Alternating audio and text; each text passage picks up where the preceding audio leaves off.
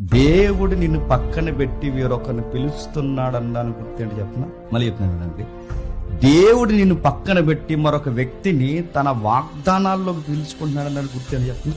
నీ దగ్గర ఇంకొకరిని రెడీ చేస్తాడు, గుర్తుపెట్టుకో. నేను మళ్ళీ చెప్తున్నాను, ఏదన్నా వర్క్, అది బరకాలేసే పనా, సౌండ్ పెట్టే పనా, పబ్లిసిటీ పనా, కెమెరా ఎట్టే పనా, రొట్టె దాఖలించే పనా, ఏ పనైనా, సంగీతమా, పాటల, ఏదైనా గుర్తుపెట్టుకో.